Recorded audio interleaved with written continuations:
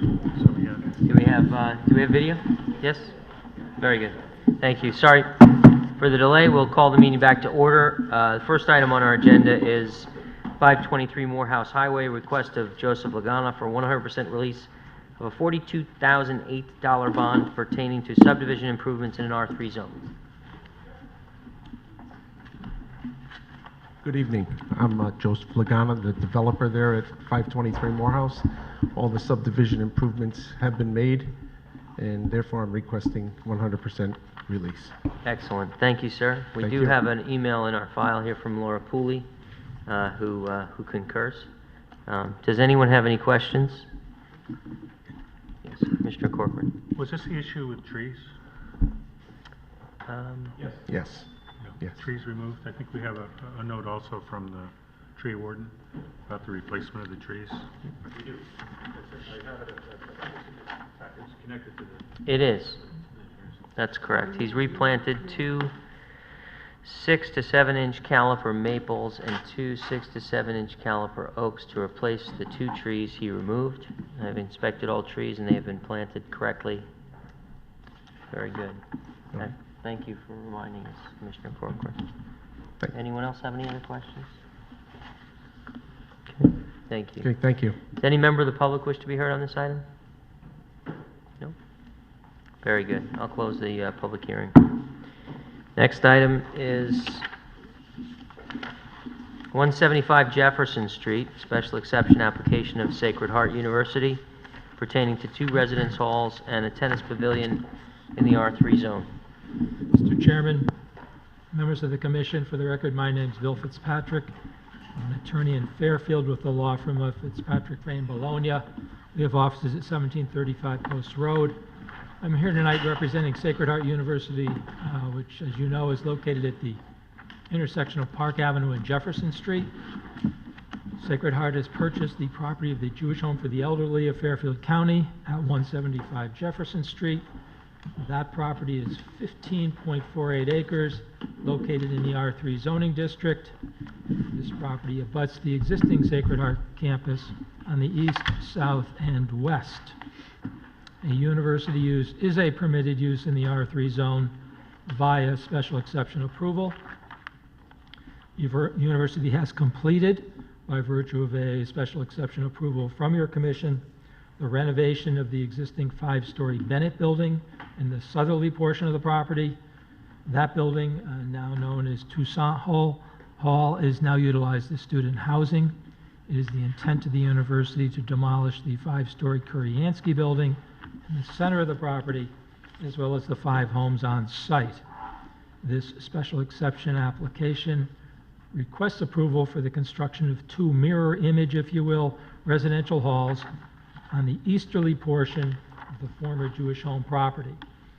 This construction, as well as the renovation of the former Bennett building, is part of the campus plan to reorientate the parking, driveways, and sidewalks, creating a central open area as well as an amphitheater in the easterly portion of the premises. The 2 proposed dorms, known as the twin dorms, will serve as a connection between the existing Sacred Heart University quad on the east to the newly created quad on the new university upper campus on the west. In addition, 6 tennis courts and an associated tennis pavilion will be constructed in the area of the Kuriansky building footprint.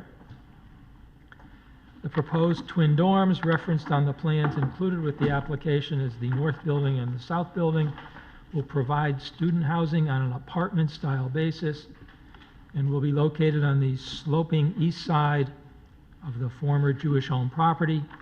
I should note, as you will hear from Kevin Herrick, the architect, that this apartment-style housing is a far cry from my first dormitory housing at the University of Notre Dame, where they put 3 of us into a single room about the size of that screen. I'm sure that you also had 6 tennis courts outside your window as well. It's the truth. I'd just like to object on the record. I think it's absolutely unfair that today's college students should live in the lap of luxury. I should note that the applicant has received a variance approval from the Zoning Board of Appeals to permit an increase in building height from 40 feet to 50 feet 8 inches in order to permit the construction of the 2 residence halls. The proposed residence halls will contain 3 stories in conformance with the relevant zoning regulations. The application presentation to the Commission tonight will include a presentation by Kevin Herrick and Dan Granis of the SLAM Collaborative, as well as testimony from Mr. Thomas Daly of Malone and McBroom, and I will then close. At this point, Mr. Chairman, I'd like to introduce Mr. Kevin Herrick, a registered architect, and Mr. Dan Granis, a landscape architect with the SLAM Collaborative from Glastonbury, to outline the specifics of the proposed twin dorms.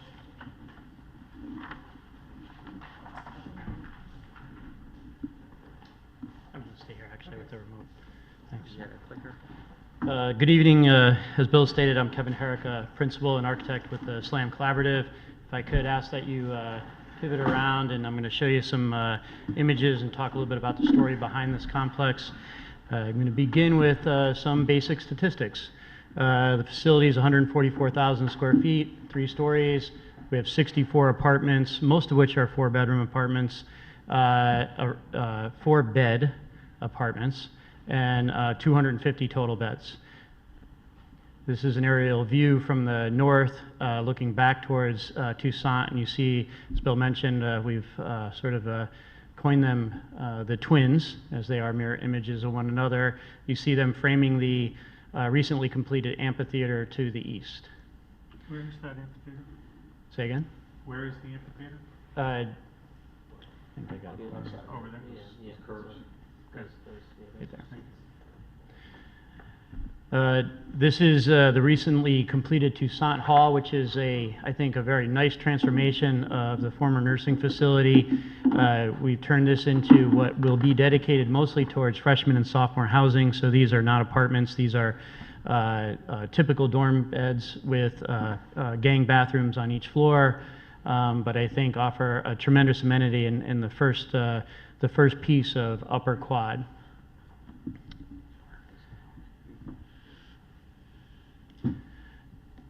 There's a tremendous amount of studies going on in the world today, one of which has been a 2-decade-long study that talks about the success of your college experience.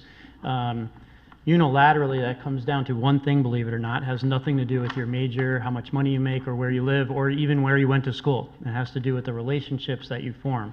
And if you feel that you had a successful university experience, you probably can tie that to some kind of successful relationship with either a friend, a colleague, even a faculty member that helped you and guided you through your time. This is about bringing students back onto campus or getting them on campus, and this is the next step in doing so with 250 beds. Here you see the buildings framing out the recently completed amphitheater. You see them, this is starting to get at a different character, which I'll come back to a little bit later about what's shaping the character or forming the character of the buildings.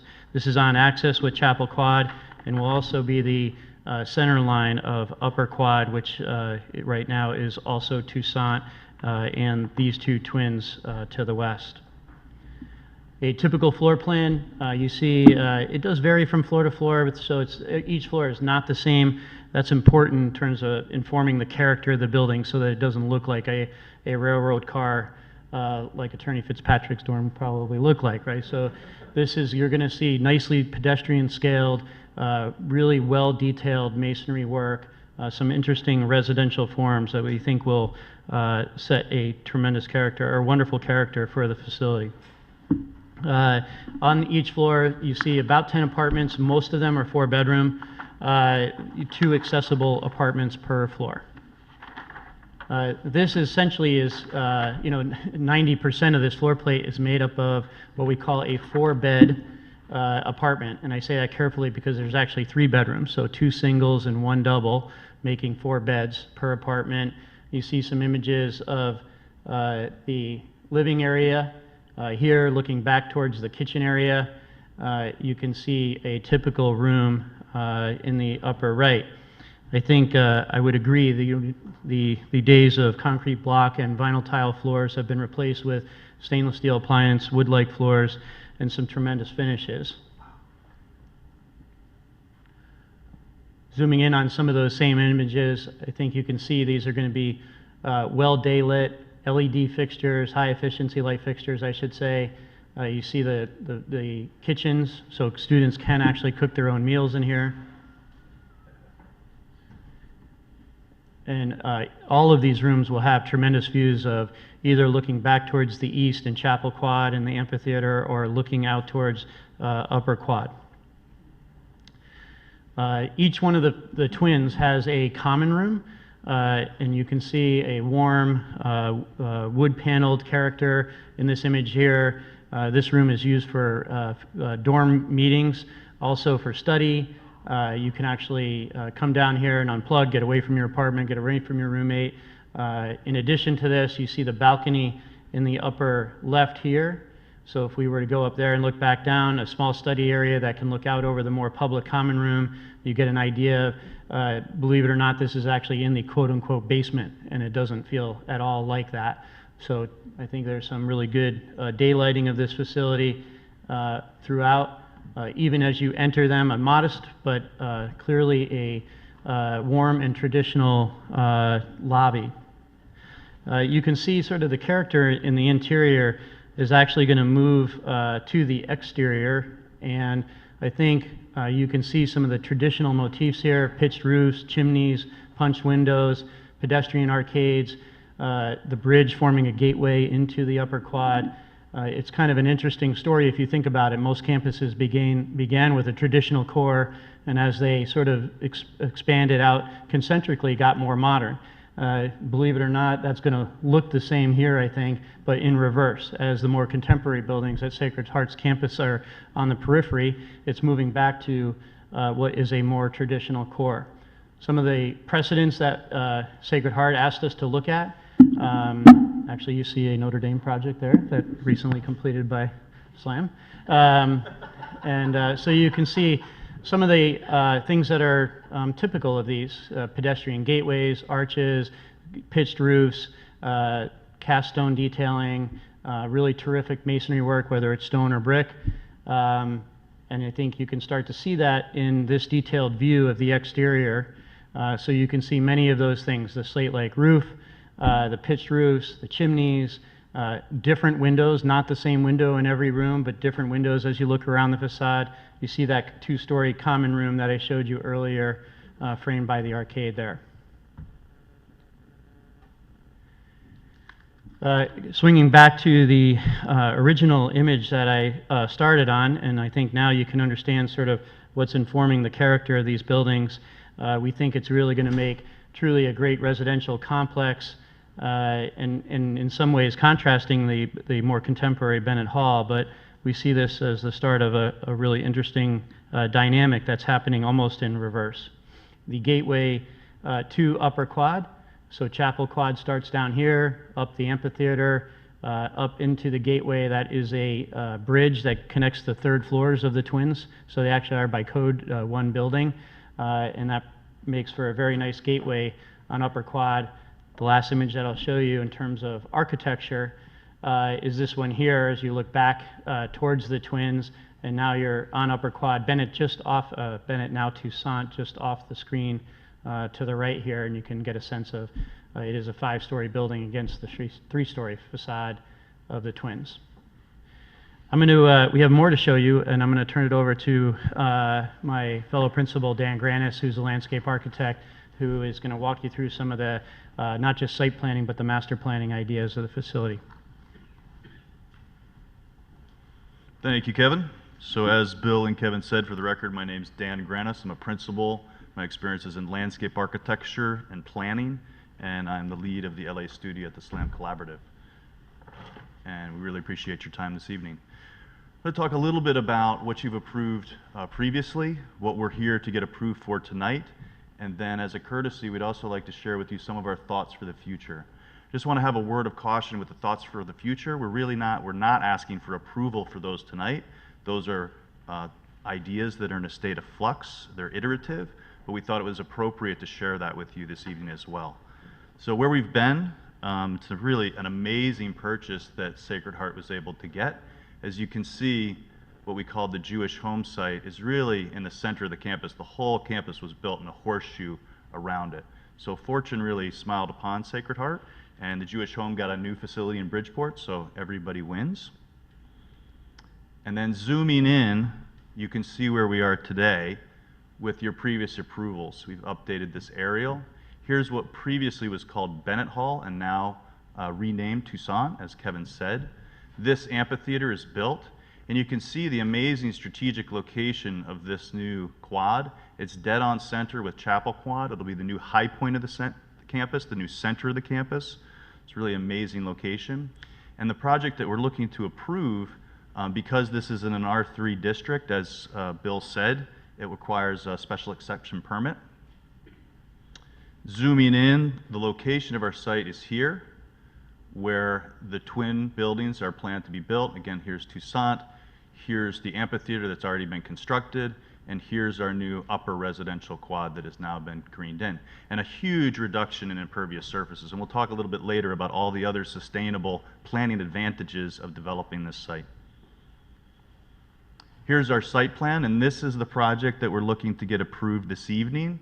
There's two twin buildings, the amphitheater that was already built, some open space. Each pocket of the building has some really nice open space that'll be usable for the students, a sculpture up top to occupy the quad, and then the tennis courts and a proposed tennis pavilion. The parking is existing, it's 185 parking spaces, and we're within our lot coverage and FAR requirements. We're also within the story limitation, but as Bill said, we did get a variance for the height, which is different from stories. You also have a story requirement as well as a height requirement. We're within the story requirement. This is a rendering of that, so you can see here's the amphitheater as Kevin had described. Here's your upper quad, your two sister buildings, end zone that has been approved previously, and the diner that's now complete. And then this is a view that Kevin showed as well. I'm bringing it in again because I want to kind of zoom in and show you a little bit more clearly how that piece of open space will work. And as you know, when we bid documents, particularly with projects of this size, we often have add alternates. So we wanted to be clear that this fountain feature is an add alternate. So that's something that may not survive the bidding process, but it is in the approved documents. And we wanted to also show you, in the event that that didn't get constructed, there would be a reduction in impervious surfaces. And that brings us to this rendering. So still a very attractive exterior space. What we like to see with campus design is buildings organized around open space. And also to add insult to injury for Bill, we've done a lot of work at Notre Dame as well. Same kind of idea, buildings organized around open space. If anybody's been to that campus, really amazing place to be. And we've also done dorms there. So unfortunately, they're much more attractive than when Bill was there. And this is the upper quad. The sculpture is in the project, so we do plan to have a sculpture there. The fountain that you can kind of see here that's also on center with that, what we call a visual and physical gateway that's really going to connect Chapel Quad to Upper Quad. So it's not just the visual center line, it's also a main pedestrian access to connect the campus together and really make the Jewish home, previous Jewish home site, feel like a central part of the campus. I also wanted, before we got into specifics of the future thoughts for the Jewish home site, I also wanted to point out some really amazing facts and figures. And the Connecticut American Society of Landscape Architects this year actually granted an award for this thinking. As you know, Sacred Heart has purchased the GE property, and that's just a huge amount of embodied energy. So that's just an amazing amount of BTUs. It's 550,000 square feet. So to be able to preserve that is just a huge part of the Sacred Heart's legacy. And the other big thing that makes a planner like myself's heart go pitter-patter is that when you bring all these apartments on campus, what you're really doing is you're taking students that already are scattered throughout Fairfield, living off campus and commuting, and bringing them on campus. That reduces traffic in the town. But also Fairfield is the most polluted county in the state of Connecticut, and Connecticut is one of the most polluted states in the nation. So when we look at bringing all those cars on campus, we did some calculations to see what that means by reducing the trip generation. And carbon emissions down by 3 billion grams. Reductions of gallons of fuel consumption, this is on an annual basis, 357,000. Adaptive reuse of the land. And also a reduction of 3.5 acres of impervious space, and that's just on the Jewish home site. So those are pretty amazing figures. Now we're going to zoom in and take a look at the master plan, the current master plan. And again, I want to caution that these master plans are living documents. They change over time, and we're not looking to get approval for the master plan tonight. Sometimes applications will be brought to the commission to get approval not just for an initial phase, but for future phases in master plans. That's not the position of the applicant tonight. They're only getting approval, requesting approval for what was submitted. This is being offered up just to offer some level of transparency so you can see what's coming. Because we look at this upper quad and we realize, eventually that quad needs to be populated by buildings. So you can see the twin buildings are here. Here's the amphitheater that was built. Here's what's now Toussaint Hall. And if finance is allowed, perhaps these buildings will be in the future. And I'll also point out that you might notice that the tennis courts are not in this master plan. So again, these are iterative documents, meaning that if finance is allowed, those apartments of the future would be more valuable, both from a sustainable standpoint as well as value to the campus. But if dollars didn't allow, the tennis courts would be a logical project to move forward with. And as you know, the current application also, they don't have to build all of it all at once with what they're getting approved. So we wanted to be upfront about the fact that the tennis courts obviously are something that may or may not happen depending on the financial future of the university. Before we get too far into Sure. the future, part of what's driving this question, if I ever get to it, the one that's adjacent to the north, north residential hall, future residential hall, that looks like a tight squeeze between there.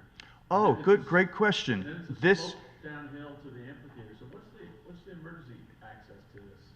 Great question. I want to point out one thing, that this actually would be one building. This is a gateway that would go through the building. Okay. And we've worked with the fire chief, Dennis McCarthy is exceptional fire chief. And we've worked on fire access that would come up through the quad. It also connects along here and connects with the roadway. We would also be required to get fire access likely on some of these. And we've also designed, actually at Notre Dame, we've designed an archway that accommodates a fire truck. So we have brought those through buildings. What about the amphitheater side of the twins? That's He- a slope, isn't it? Yeah, so the way it works, the International Fire Code, is once you sprinkler the building, it's at the fire marshals and chiefs' discretion about how much fire access. So you don't have to get a lap around the building. So he allowed us to provide fire access here. And we also cleverly, like some of these areas that are a little wider, that's where he wanted outriggers, where he's actually going to fight the fire. So we get pretty myopic about exactly what the fire chief needs, so we can provide a very pedestrian-oriented campus that still allows fire trucks to get up there in an emergency. University of Notre Dame is very similar. The whole campus is wired to get fire trucks on it, but if you ever walk the campus, it doesn't look that way. It doesn't look like a vehicular situation. So it's just the art of the conversations with your fire chief. But great question. And then another non-emergency question, but maybe you're going to get to it anyway, on the, behind, I guess it's downhill of the existing parking, where there's a couple houses in there. And Yes. What's going to happen? Is that just going to be a slope going up to the parking from the? No, the houses will get demolished, and these areas will be for detention. Okay. So that'll be stormwater management areas. That's currently there, but it's being expanded as part of this project. So if you have any other questions, we're happy to answer them. And I know Bill said he wanted Tom Daly, our civil engineer, to say some words. So maybe that's a great segue, talking about stormwater management. Thank you, Kevin, Dan. Mr. Chairman, I'd now like to introduce Mr. Thomas Daly, professional engineer and a principal with the firm of Malone and McBroom of Cheshire, to discuss site drainage and stormwater detention. Good evening. Thank you, Bill. Yes, for the record, Tom Daly with Malone and McBroom. And as part of our application, we provided civil engineering, and also in your package should be an engineering report with stormwater management. And as the commission member was just indicating, There was an existing stormwater basin located just adjacent to Jefferson Street. Looking through some documentation, it appears that that basin was built when they built Kiriansky in like a later phase of the Jewish home. So as part of our analysis, we took a look at that existing detention basin. Well, a couple things have happened. One, the DEP put out stormwater guidance on water quality. We found out that basin actually provided no water quality whatsoever. It was just water in, water out. Then we found out that actually NOAA has now put out greater rainfall data after storms like Hurricane Sandy and Irene. So we actually modeled this with the higher rainfall events. And actually then the town of Fairfield asked us to take a look at the master plan because, as Dan indicated, for transparency's sake, we have actually shared those with people in Town Hall. The town actually asked us to take a look at, hey, if you're going to put the infrastructure in for the basin, why don't you take a one greater look and take a look at the master plan? So what you'll see out there, as Dan indicated, there was an existing stormwater basin here. We expanded that basin. We added water quality to it. When you were just referring to the master plan, you mean Sacred Heart's master plan or the town of Fairfield? Sacred Heart, the one Dan just indicated. And what we then, there's now going to be, just as a sister dorm, there's going to be a sister stormwater basin. And that basin is designed for those 3 additional dorm buildings. The town said, hey, if you're putting that infrastructure in, let's get that area stabilized. And this was an important factor for the inland wetlands. So that occurred. So now, as Dan indicated, there's several small houses here. Those are being removed. And you'll have 2 basins where the stormwater comes in, provides water quality, overflows into the second basin, and then goes on its way. In addition to that, we also went forward with the application to your Water Pollution Control Authority to get approval for those 2 dorms, and we received that. So in your packet, it's our opinion, and that we work closely with Laura Pooley. We've accommodated all the engineering comments as related to stormwater, and we received also a wetlands approval that they took a very close look at stormwater.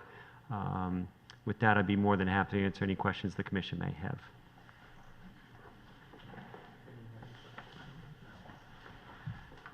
Thank you, Tom.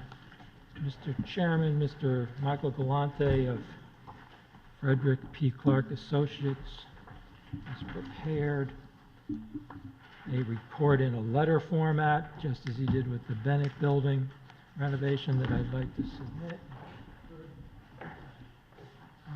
Mr. Galante's work in this case is rather straightforward, confirming that from the university perspective, there will be a reduction in daily commuter traffic and that students present living off campus or who would live off campus will now be able to be relocated and live on campus, reducing daily and peak hour traffic to and from the campus. The result, as outlined in Mr. Galante's report, is that, quote, peak hour traffic volumes will continue to be reduced due to the ongoing development of the Jewish home property for university use, end quote. Mr. Galante is here with us tonight. Will be available to answer any questions the commission may have. To conclude, this application was the subject of an inland wetland application to the Conservation Commission, was approved by the Conservation Commission with conditions.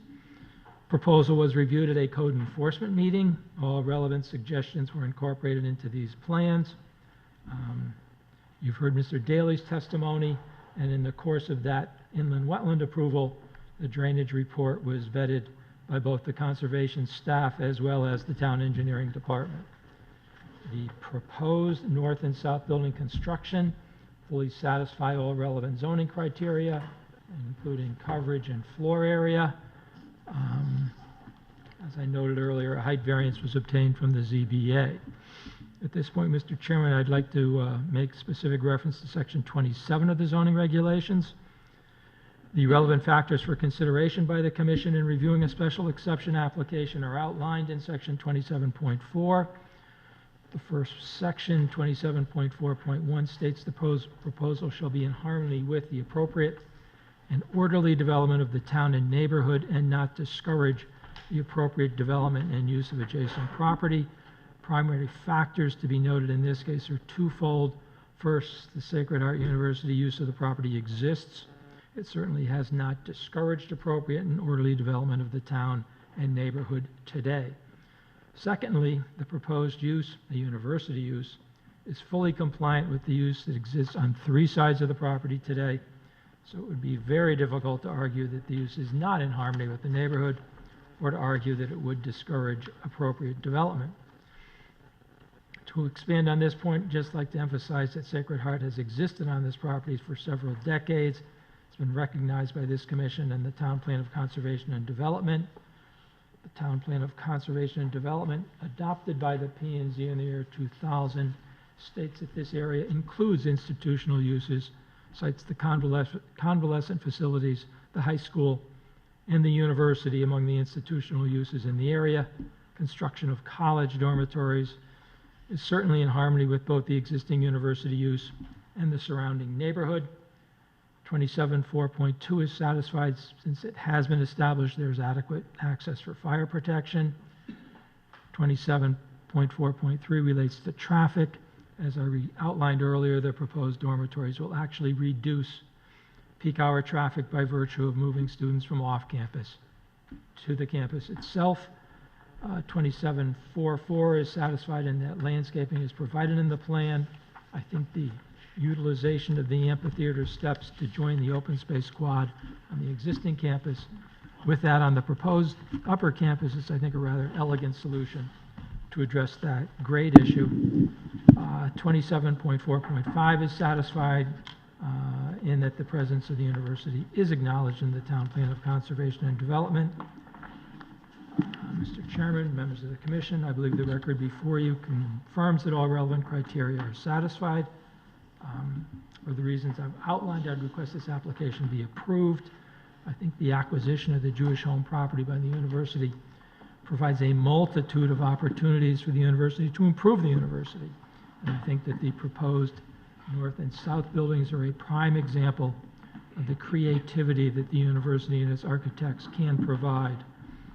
The experts and I, as well as the university representatives with us, will be happy to answer any questions the Commission may have.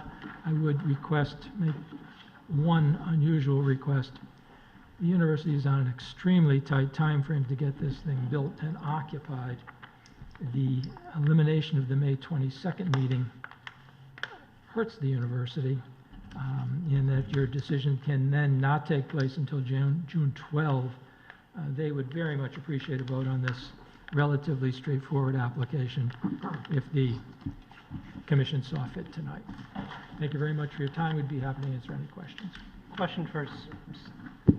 Commissioner Noonan.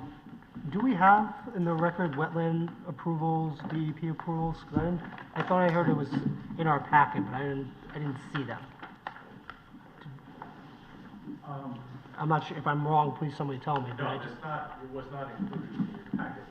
The stormwater report that it's thicker than a phone book. No, It that's- is in the record, but wasn't part of your. fair enough. That's packet. fine. But we can certainly get a copy of the inland wetland permit, which is not included. Okay. See, I just didn't know if I was missing anything. I have a question. Commissioner McAleese. It looked, I just read Mr. Galante's report quickly, but it looked some reference to the existing entrances from Jefferson, and are you gonna keep the two almost parallel entrances, like the existing one? Just seems like there's gonna be a lot of entrances along one street there, but might be traffic issues in and out.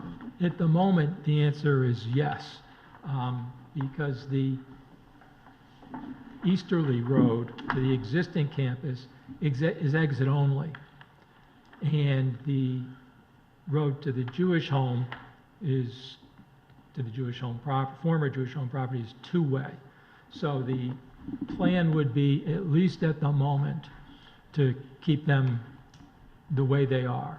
I understand your point that having relatively close driveways, Looks like there less than may be 100 some feet point at apart. which they're combined in the future, but it's not before us yet. What? It's fine. I mean, these two right here, is what I'm talking about. You don't see it on the rendering, Commissioner Noonan? Okay. This is the existing one to the site, to Sacred Heart, and then this is the Jewish home, my and then mistake. this is Because, also the Jewish home. you know, they were formerly two separate owners. Yeah, that's why. And I'd let, Sure. I'd let Mr. Granis Yeah, just- address that, and I will submit for the record a copy. What might be helpful, because we all know the traffic report is, Michael Galante, we work with him all the time, excellent traffic engineer. But just to speak more generically, from more of a layman's standpoint, the amount of parking that serviced, the Jewish home, we've removed parking that the Jewish home had previously. And these are existing drives. And that's not to say in the future we might look at redoing some of the vehicular circulation on campus. But the more myopic review from Michael Galante shows that it's not an issue. But I also wanted to point out, that's why I wanted to add, is that we're actually reducing the amount of parking that was previously on the Jewish home site. We can go back to that area if you want to see that, but there was more than 185 parking spaces in that section of Do you campus. have a pointer there? Yes. Just so I just want to make sure I'm on the right page here. So you see the one entry front on the left, then there's one on the right, Yep. and then go like 3 inches to the right. Isn't there another entry right there existing to Sacred Heart? All of which are existing. Those are all going to stay? Okay, That's correct. they're pretty close, okay? Yep. But the parking that previously was here will be removed. Right. And so if you have a car on that side of campus, to get to this new facility, you need to drive out onto Jefferson Street and pull out. And We pull should back. also note, that. Or walk, but I mean, if you wanted, if you needed to drive or wanted to There's drive. an internal road, right? Isn't there an internal road that goes through the campus? Yeah, At the this, bottom this, of here? this road actually connects all the way Right. through. And we should also note that this area here is sloped, so this is staying down low. one's down low, And this yeah, one's, this kind of thing is going on. Sure. So this is getting up to a much higher elevation much quicker. And this road is down much lower. But it's an excellent question. Okay. So, Mr. Chairman, it looks like you can internally get to that parking lot without going back out onto Jefferson Street. Yeah. Okay, Oh, actually, looks like they're connecting them right here. right. Am I reading that right on L300? So you guys on the plans. It looks like you're actually connecting the two driveways that I'm talking about on site? Yes, there is in the plans. Like right there, yeah, yeah. A connection here Okay. as well. Yep, that's a good point. Before that grade change becomes too great. Gotcha. Yep, good point. Kind of hidden in the trees there. Yeah, okay, thank you. Okay, any other questions? Thank you Very very good, much. thank you. Is there any member of the public that wishes to be heard on this? Going once, going twice? No? Okay, hearing none, then I'll close the public hearing on this item. Next is our last public hearing, 3685 Black Rock Turnpike, special exception application of Black Rock Congregational Church for a second floor addition in the R3 zone.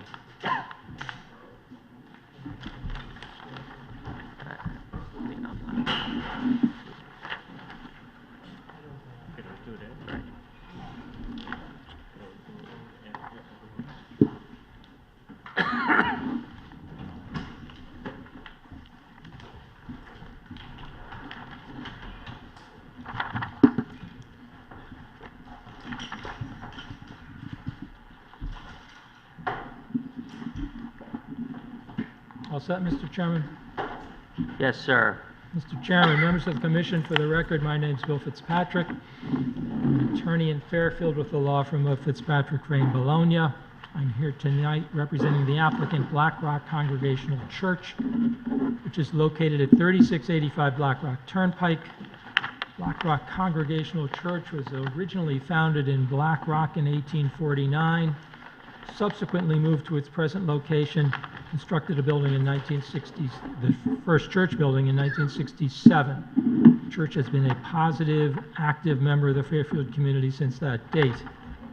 The site, 3685 Black Rock Turnpike, contains 13.28 acres, is located in the Residence AAA zone. A church is a permitted use in the Residence AAA zone via a special exception approval. The church looked to upgrade its facilities approximately 10 years ago. Rationale for the facility upgrade was the fact that the church no longer had room to accommodate the people who wished to worship there. As a result, the church in 2009 obtained inland wetland approval for the construction of a new church parking and drainage structures.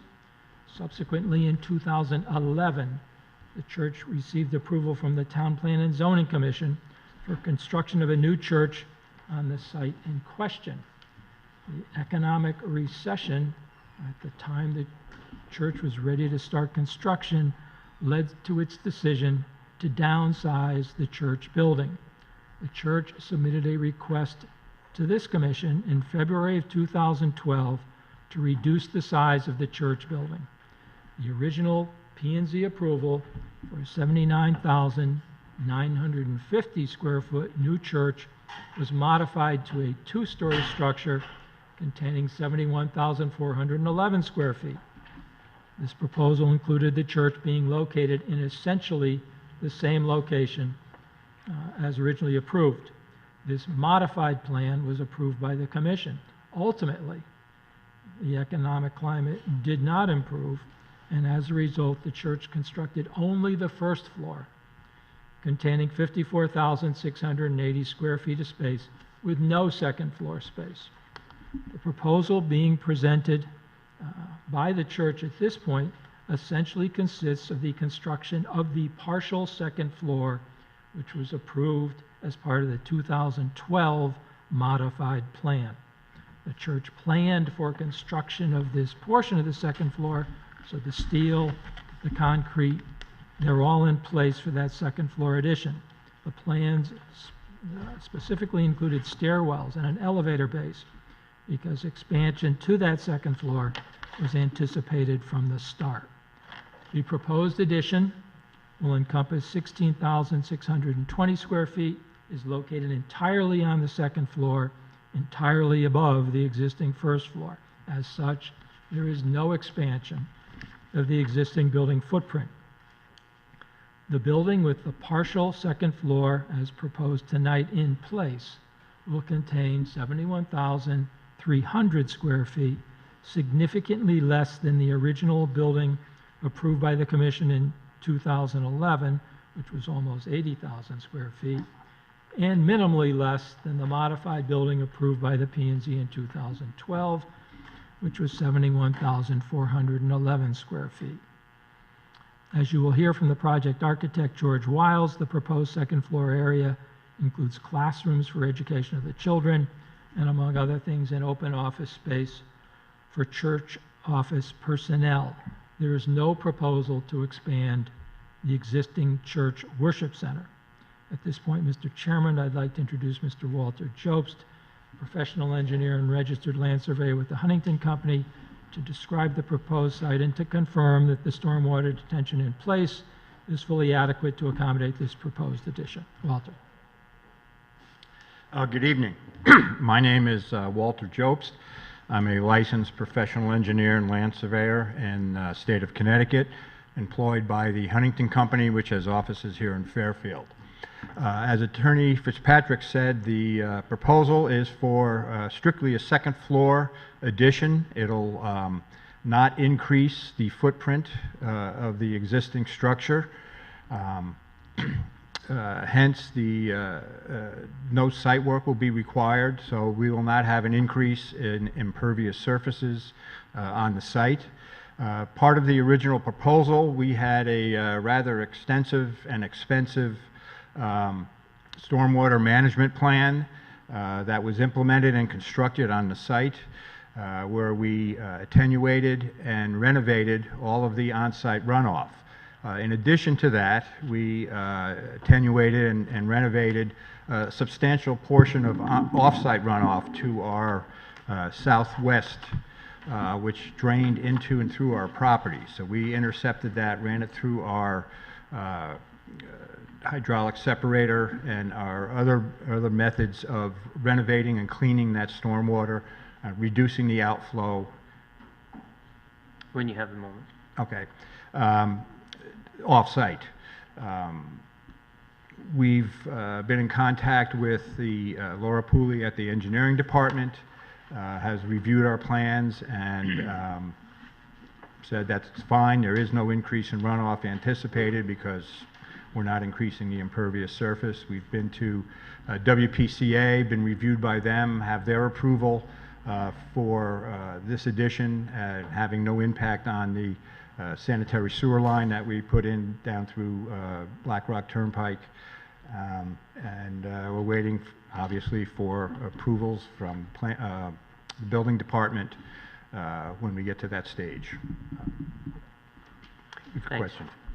So, in the earlier approval in 2011 had second floor with a larger square footage than we see today. The facilities that were in those plans for the sewer and the stormwater drainage, etc., was all to support that larger scale development. All of that design that was approved and built anticipated this second floor addition. So that's, And was yeah. constructed and designed with that in mind, yes. Right. So that's my question. So the infrastructure that was all built was actually built to, as designed previously, to accommodate an even larger facility than what we see in this application today. That's correct.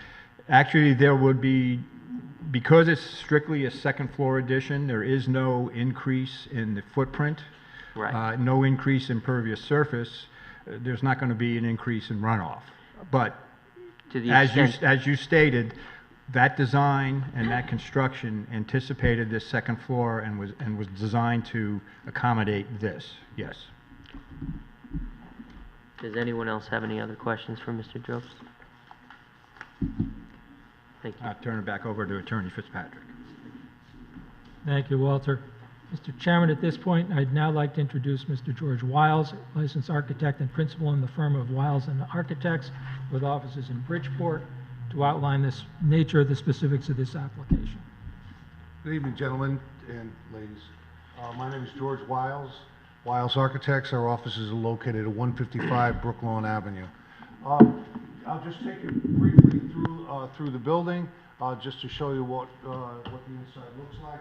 We'll start with the outside exterior, the exterior look. Basically, we're going to take the roof that's there now, mimic it, and move it up to the higher level. We're going to use glass on the exterior, high-performance glass, with some daylight harvesting strategies, which is a big part of our sustainable design for the second floor. Exterior building materials will be the same as that's there now, which is the horizontal hardy plank on the exterior, and a little bit of the brickwork. Essentially, all the work is taking place in the south wing over the existing children's worship area. The other areas, there'll be no work that's involved in there at all. To build on your point, the infrastructure was there. We extended all the panels. The sanitary sewer is sized, and all the power panels for that second floor. So there'll be very minimal work going back into the existing structure. What Bill mentioned is that we did frame structurally for the two stairwells. We cast the elevator pit in the original design, so that's all set and ready to go, which minimizes the amount of work that has to be done on the ground floor. The second floor, the first floor area, basically there's three areas that we're going to be working in, which is the two stairwells and the elevator, providing a convenience monumental stair for the welcome center so that people can easily access the second floor. We did talk a little bit about this wing. This is a larger blow-up of it to show you basically what we're using it for, which is the open office area, toilets to support the population on the second floor, classroom area, and a multi-purpose room for middle school children, and then corridor circulation. The roof mechanical systems, we're going to take the rooftop units that are there now, raise them up, reuse them, add additional rooftop units. We've got a section later on in the presentation which I'll show you. They cannot be seen. It's the same type of roof configuration that exists there now, which is hidden behind a 7-foot high mansard, if you will. All of the roof drains that are there now will be taken up vertically, and all that infrastructure will be reused. A little bit on the sustainable. All of the rooftop units will have economizers.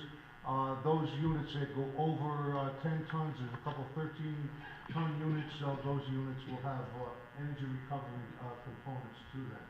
A couple of sections that illustrate how the rooftop unit is buried within the roof profile.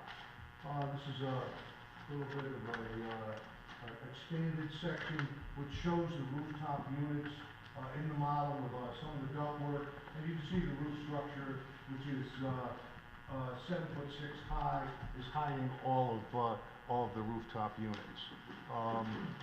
Essentially, in terms of the building code, we've met with the fire marshal. We've already had our preliminary drawings reviewed by our code consultant, and we'll be in full compliance with all state and local fire safety and life safety codes. If there's any questions, I'll be more than happy to answer. When I look at the new second floor, I see that there's, if you just flip the page, Yeah, that one. no, The floor plan? the second page. Oh, sorry, I thought you had a large picture. Here it is here. I just see that the second floor shows sort of continuous glass windows, but I don't see them on the plan. The plan for the second floor seems to show the same windows that are on the first floor. So, right here, for example. So all along here, these windows are the same as they are on the first floor and all along here, but I assume that that's what you're looking for. This is the design right here, yes. So this isn't exactly right?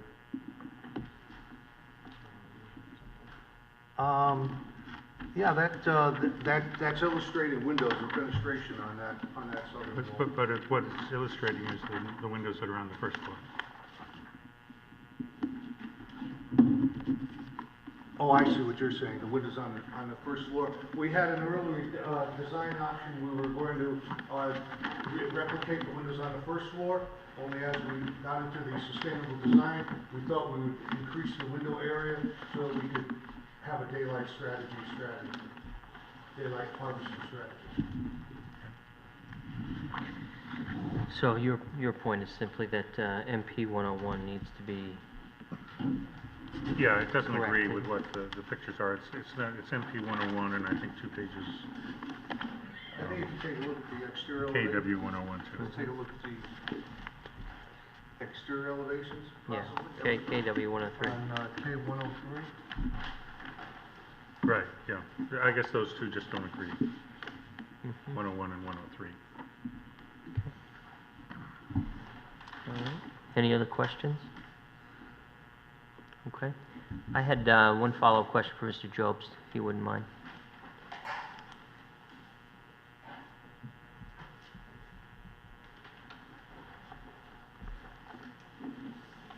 Thanks. So, how's it working? Working great. Everything's good? Everything's working beyond my expectations. Really? It's working very well. I have no problems with it.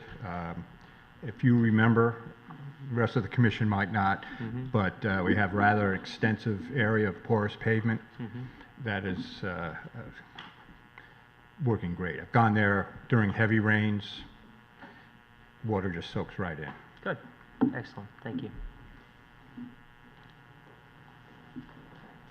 Thank you, George. Walter. Mr. Chairman, a report from Michael Galante, Managing Principal of Frederick P. Clark Associates, was submitted to the Commission as part of this application. Yep. Mr. Galante's letter concluded that any additional use on the second floor will be an expansion of the use of the first floor, will not result in any measurable changes in traffic levels at the church access drive Yep. and nearby intersections along Black Rock Turnpike, and will not require any updated traffic study or the need to modify the existing traffic plan.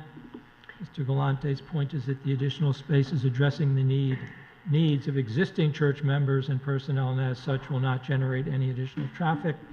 Mr. Galante is here tonight, will be happy to answer any questions the commission may have. I do have a question for Mr. Galante. Mr. Galante.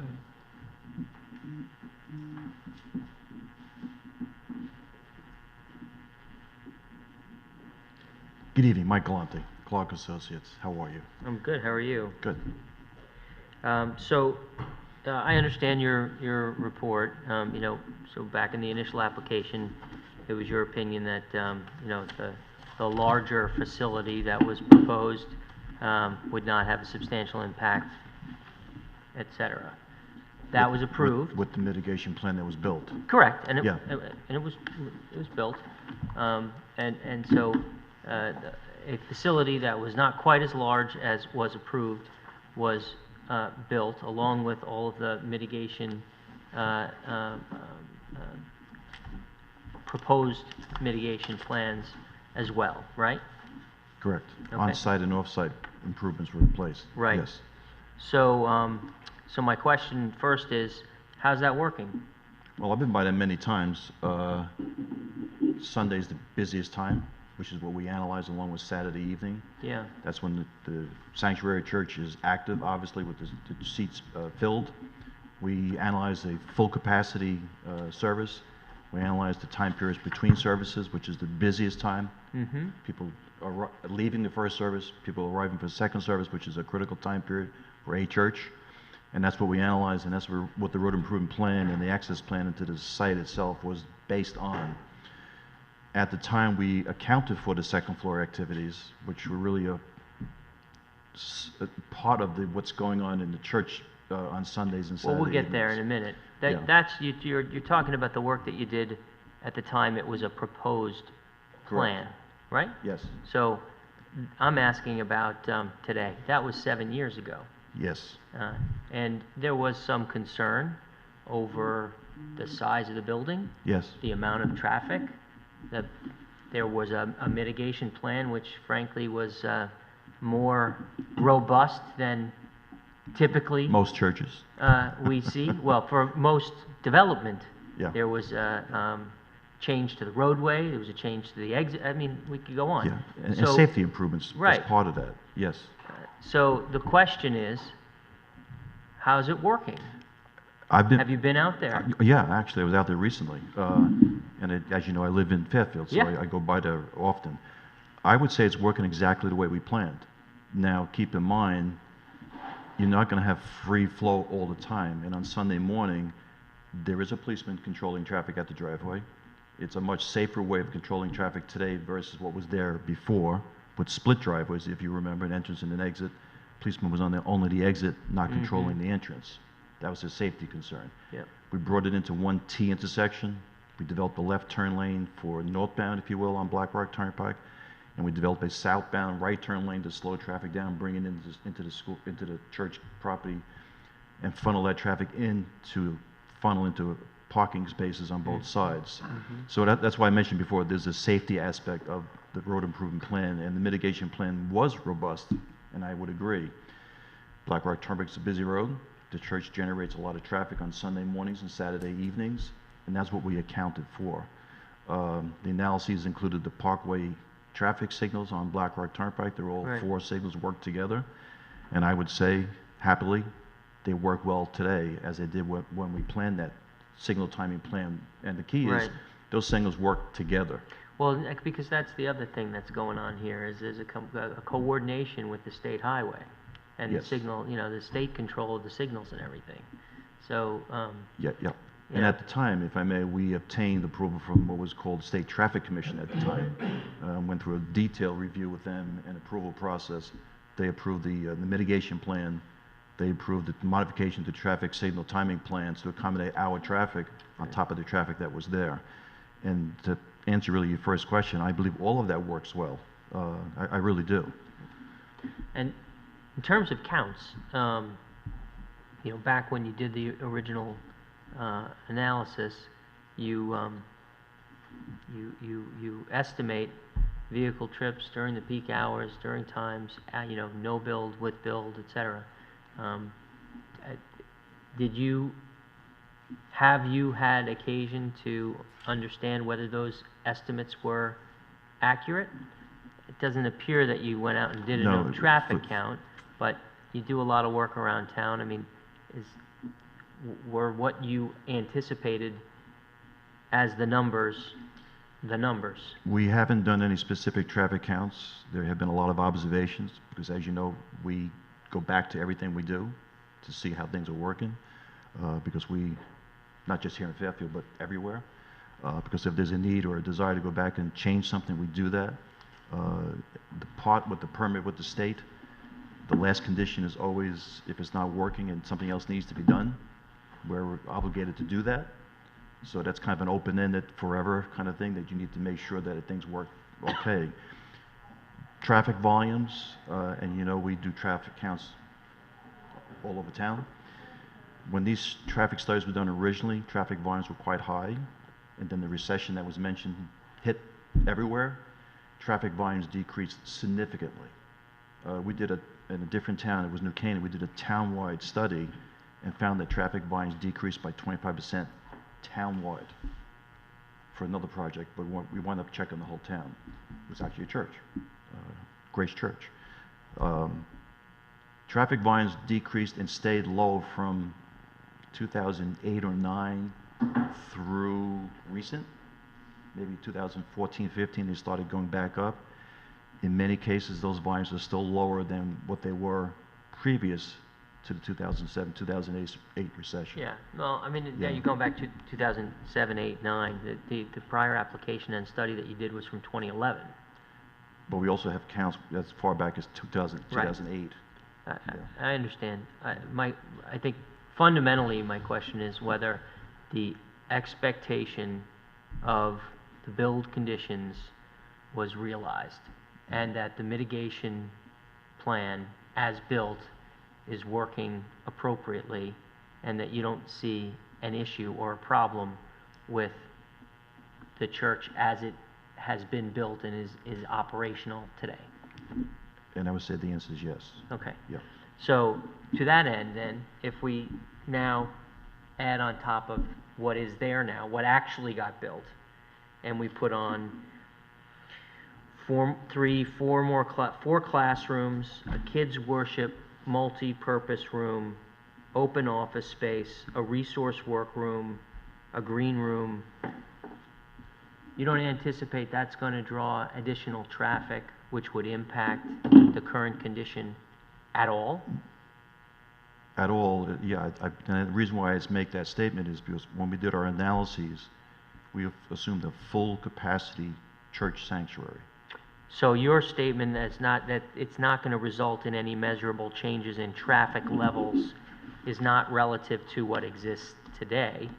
It is relative to your study that you did previously. Correct. Which Okay. was actually a larger building than the original Yes, studies. it was. Much larger. And that's Yeah. part of the reason why I'm asking you about your data, right? From then, and what you see today, Yeah. actually see today, and Yeah. whether it's working today. Mhm. Because your conclusion here is that this addition will not result in any measurable changes in traffic levels at the church access drive, Correct. right?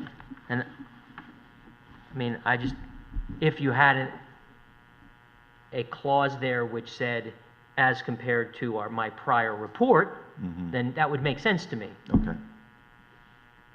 That doesn't, you see my point? Yeah, no, I see your point, and Okay. obviously I didn't say it that way. Yeah. You're correct. Right, so, But I was comparing it to what we did a lot of work, obviously. and that's why I'm asking you the questions and That's okay. we're having the dialogue. That's fine. So, to sort of bring it full circle then,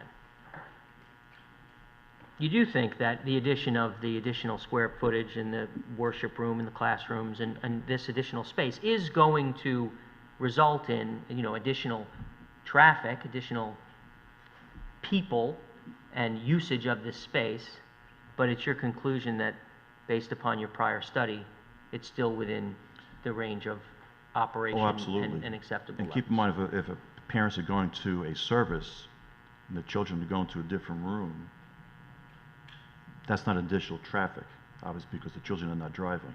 And that's how I look at this from a church analysis purpose. Yeah, I mean, Yeah. we all are members of different organizations, and, you know, when you add 4 classrooms and open office space, which is fairly significant, an additional worship area for children, I personally, I don't think it's an issue at this moment, but I personally find it hard to believe that the applicant could maintain that the addition of this additional space is not going to result in additional traffic to what exists today.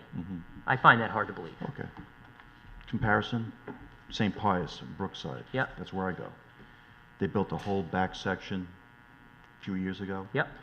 That back room, I was there for the first time on Easter Sunday because they had 2 masses going on at the same time. Typically on a Sunday morning, that large room is not used. It might be used for a Saturday night event. The rooms that are in that back room, back section, if you will, there's a chapel in there that's used for weekday service, mass, for example, instead of using the church and heating the whole church in the wintertime. So that's my experience. And what happened? There's no new traffic there. No new traffic. I don't think so, because on a Sunday morning, they have a mass at 9, 10:30, and I think at noon. Even with the back space, it's not being used at all on a Sunday morning unless you're there on Easter Sunday, for example, or Christmas. Well, yeah. Okay. And this is an additional worship space. And so in some ways, my comments are mitigated to the extent that it isn't an expansion of the overall sanctuary and Right. like to expand the roles of membership. But, you know, when you add this kind of office space, which is going Fair to... statement. Yeah, Sure. you're going to encourage a full-time worker, a couple of more people that are going to be at the church more often. Additional classrooms is going to encourage people to be coming and going in addition, you know, more times. That's, And again, seriously, fair comments, but keep in mind, the road improvement plan was developed to accommodate the highest traffic, which is on Sunday morning. Yep. So during the week, if you have someone using that classroom or an office, someone using that office, the traffic is obviously much lower at the entire complex. And the road improvements obviously not there just on Sunday morning, but 7 days a week. Yep. So we're accommodating that increase in traffic during the week with the improvements we developed for Sunday morning. So when we do a church traffic study or a synagogue traffic study, and we've done many, it's always focused on how many seats are in the sanctuary, and that's what you base your impact and mitigation on. right, no, fair enough. So after having said all of this, you are of the opinion that the existing conditions will absorb this addition Yes. on the second floor without any further mitigation or procedures or anything else? Yeah, correct. Anybody else? Commissioner McAleese? Excuse me. I have a couple comments and then a question. The St. Pius analogy helped, but it does make me wonder. I think Black Rock Turnpike is a much busier road that Yes. this church dumps onto than St. Pius. And Pius also has, if I remember, probably 4 driveways onto and off of that property, where we're dealing with one 4 here. driveways, yes. So, Yes. not exactly apples to apples, I think. No, I was but- comparing the use of the buildings. Yeah. Not traffic volumes on Brookside versus Black Rock. Okay. And obviously, the improvement plan for Black Rock Church was significant. I mean, I've done churches in 2 different states, and we never had a mitigation plan such as this one. Okay. And then Not even close. Okay.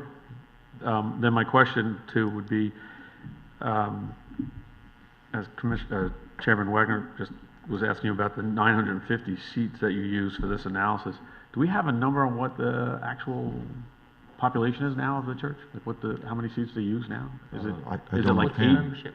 890 and we're cutting it close with this 950 or whatever? Yeah, 950. We know. The actual I guess like what how the many seats membership. are occupied on weekends? Yeah, you know, like if it's only 500, are we talking about a huge number of people coming? Like, is this going to double the number of people attending, or? Can't. This is it. Yeah.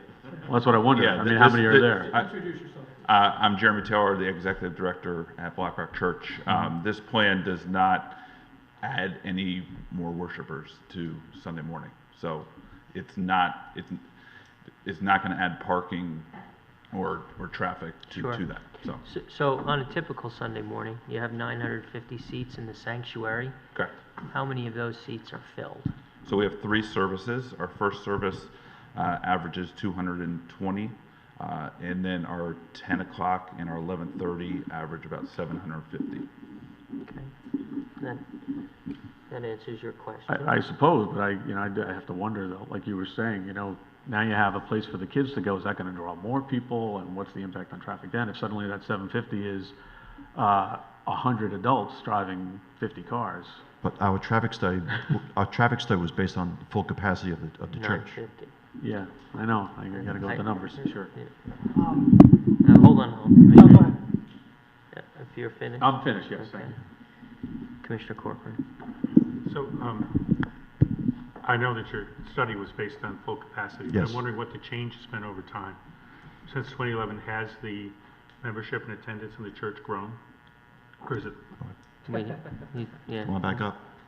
Yeah, you might want to stick around a little bit. Yes, our membership has grown.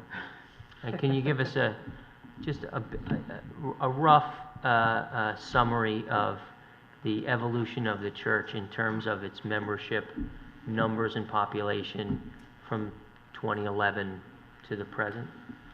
Yes, so we were probably averaging around 1,200 people when we moved in, and now we average around 1,800 people. When you moved in, meaning when around? June of 2014. 2014. Mm-hmm. Okay, so after the construction Yes. had been completed. And for us currently, we're looking at other alternatives for services and things like that. Because if you look at church data, when you get to our number on 750, it's where you want to add another service. You don't want to pack people in. People, when they're crowded, they don't want to come to church. And so we're looking at options to say, is there Saturday night, is there Sunday night, other options like that that are going to mitigate these high volumes of. Besides Easter, we do not fill our worship center. So we're just going. There has to be other alternatives for service times. Right. When you're talking about these average numbers, is that a random Sunday, or is that like an Easter Sunday, or No, these are averages per year. So we count every single Sunday, and so even I provided Bill a count. So at our 10 o'clock Easter service, which we had overflow, so people watched on a video in another room. We had 50 open spots at the church. 50 open spots, meaning Parking spots. parking spaces. Spaces. So even for at Easter. right. So at the Yes. height of your demand, Yes. Sunday, the most attended Easter service, We had over 1,000 people. Yes. over 1,000 people, and you had the good counsel to take a parking count. We count all the time. Yes. And you learned from that you had, at the peak of your demand, you had 50 extra spaces to spare. Correct. And yes. That's a good number. Yeah. Question. Okay, Commissioner Corcoran, you finished? Well, just a comment. I mean, I come off the Merritt at 12:30 most Sundays, and it's usually backed up right up to those lights at the Merritt. I mean, if there were a few more cars, it might back up onto the Merritt. So when I hear this, yep. What direction are you saying as far as backing up? I'm going northbound and getting off. I'm sorry? I'm getting off, I'm traveling northbound and getting off. Northbound. Onto Black Rock Turnpike. Okay. Turning right Mhm. to go by the church, and it's a long delay waiting to get through there. So, I mean, despite the counts we had in the past, I mean, my experience is that it's pretty slow, and it's maybe above capacity. I don't know how you define that. But if we're talking about more services or an expanding population, it doesn't seem to me it's going to get any better. Well, I suppose this is something we need to talk about in executive session. But do you have any other questions for? Okay, hold on. Commissioner Francis. Are these- Commissioner Noonan is next. Commissioner Noonan? Thank you. Can you please describe what, probably for the executive, I'm sorry, I forget your name. Jeremy. Jeremy, thank you. What, during the services, the second floor use, what would be, how they would be used in conjunction with the services? So one of our big needs right now is our kids area is very crowded. So our growth has been families who come. We have a beautiful area where young families want to come. And so we're going to move some kids from downstairs upstairs. So our third and fourth graders are going to take over that kids area that is outlined there. And so that's a major emphasis for us because we get complaints all the time of our guests that the kids area is too crowded. I don't want to drop my kids off. And so we're seeing that we have to satisfy that. So that's a major emphasis for us. And then the other thing is the office space.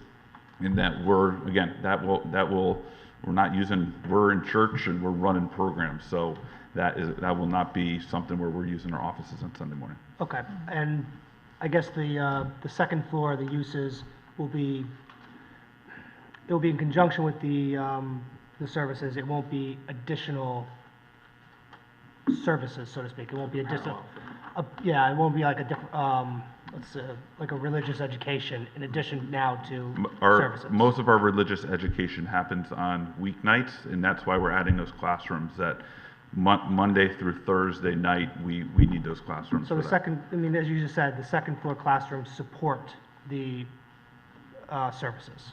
Correct. It's not going to be something additional. Okay. No. Thank you. Okay. Commissioner Francis? Well, that was basically my question. These children are already here. Correct. They're just crammed. Okay.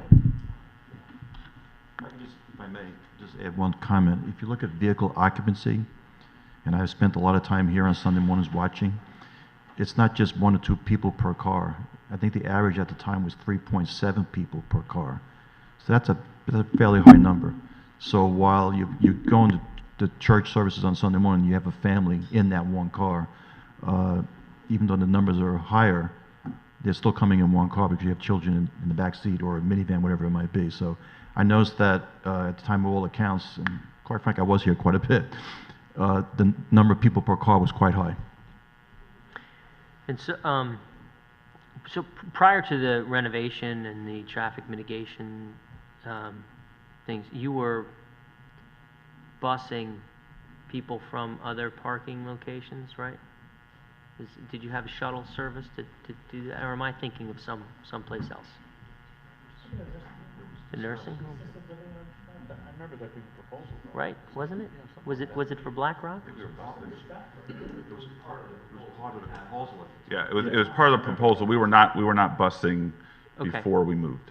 Okay, so thank you for reminding me of that. The 2011 approval includes a condition that we maintain a relationship with Notre Dame High School to use on an as-needed basis. Thank you. That's what I was And the recollecting. church has foregone Notre Dame and is now working with Hi-Ho and the plant factory because it's so much closer. It is closer. And we'll go back to Notre Dame in the event that the plant factory gets developed and they need more off-site. But So- that was the, Yeah. it wasn't utilized on the earlier church. It was a condition of approval for the 2011 approval. Yep. And so, are you parking cars off-site and busing people into Yes. the facility? Yes, because to be honest, it's easier. My family uses it every Sunday because, as you guys admit, that there is traffic, and so it's a lot easier to take the shuttle from Hi-Ho, and that the shuttle drops you right off at the front door, and you don't have to Sit in the traffic to get out of the, so the executive director's family chooses to park off-site and take a shuttle to church. Correct. Because the traffic is so bad, they don't want to sit and wait at the light. No, in the parking lot. When we have cars pulling in, you have to go park all the way at the other end. I don't want to Sit in the traffic. No, I mean, whether it's on-site or off-site, I mean, your family doesn't want to sit in their car waiting to have to exit and move No, on. because they still sit in the bus. So Wow. the main thing is that it's farther away. So we have about 30 families right now that use our off-site shuttles. Okay? Yep. 30 families, meaning about 30 cars? Or Correct. you know, right. So I'm trying to put Yep. this in perspective with your earlier testimony about the number of spaces that you had on the lot. Correct. And, you know, at peak hours and things like that. So let's take that Easter service when you were at peak demand. Yep. You also had cars parked off-site? Correct. And were shuttling people in? Yep. Was that about 30 cars off-site? 37. 37. Yes. All right. How many spaces are over at the plant factory? 50 were over. 50. No. At the plant factory, we have 25, and at Hi-Ho, right now, we have 30. 30. So 55 total between the two facilities. Correct. All right. When we did the original studies and counts, we actually had 30 cars parking off-site, and at that point in time, it was actually at the park and ride lot. In the what? The park and ride lots. Park and by the park and parkway. ride. Yeah. Yeah. We actually accounted for that. They're included in the counts. Yeah. Not only full capacity, but. Not This only is- did you count for full capacity, but this extra 30 cars. This was before the parking lot was expanded, when cars were parking in the park and ride lot. Yeah. Understood, but still, your traffic study was full capacity plus. Oh, yeah, sure. Mm-hmm. Okay. I don't have any other questions for Mr. Galante. Mr. Levy? Just one question. I often ride south from the reservoir on a bicycle on Sundays, and there's always a police officer or traffic guard there directing traffic very efficiently. Is there an existing requirement that you have a police officer directing traffic? There is. Okay. Okay. Any other questions for Mr. Galante? Traffic, parking? Okay. Thank you very much.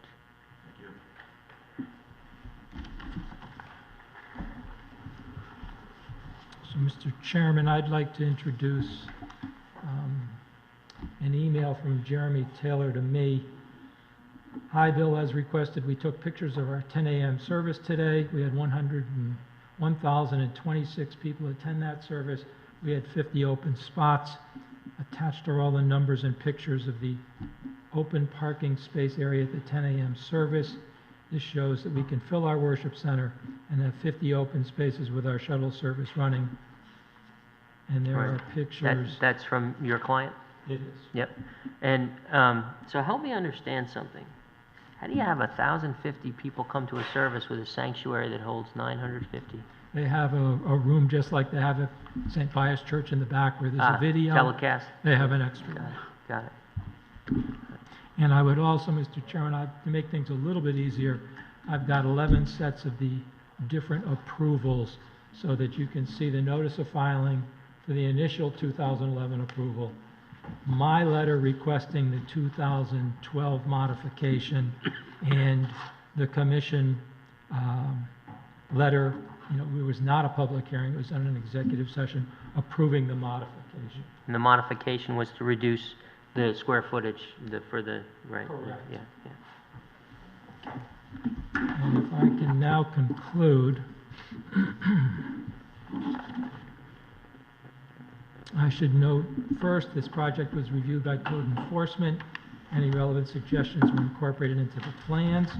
Project was reviewed by the Conservation Department. It was determined, inasmuch as there is no expansion of the building footprint, there was no need for any additional inland wetland review or approval. The relevant special exception criteria are outlined in section 27.4 of the regulations. 27.4.1 addressing the issue of harmony of the use with the town and the neighborhood, I would submit, is a moot issue at this point. Church has been on site for over 50 years, and the church has been in place for over 5 years.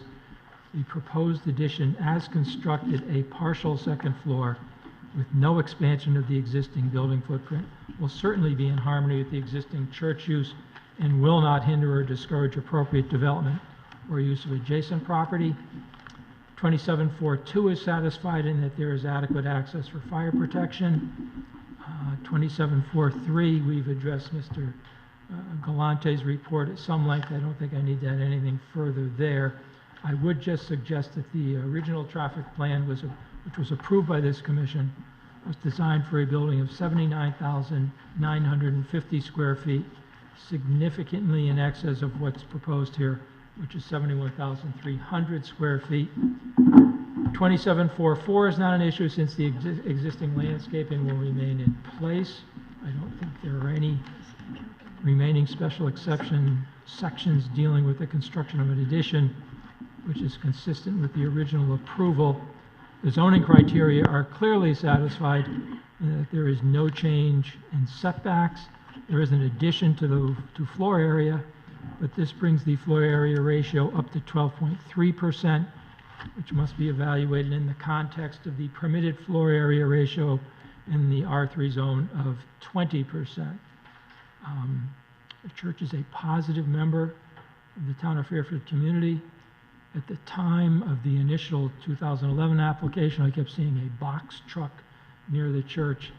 I said, you've got to get rid of the box truck. I've got commissioners who will look at this. They said, Bill, the parishioners fill up the box truck every Sunday with food and supplies, and then Monday a couple of parishioners drive it down to New Orleans for the Katrina people. I said, okay, I'll stop with the box truck. These are good people doing good things. The reasons I've outlined, I'd request this application be approved. Mr. Jobs, Mr. Wiles, Jeremy Taylor, and I would be happy to answer any further questions the commission may have. Thank you very much. Does anyone else have any other questions? Okay. Thank you very much. Is there any member of the public that wishes to be heard on this? No? All right. Well, hearing none, I'll close the public hearing on this item, and I'll adjourn the meeting. 2014, did you catch that? No, I missed that. When they got this church built, maybe it's in 2011, I don't think so, no, in 2011. They finished it in 12 approval, they finished in 2014, and they had 1,100 people, and now they have 1,400, I guess it means families. Well, maybe it does mean people, because they have 950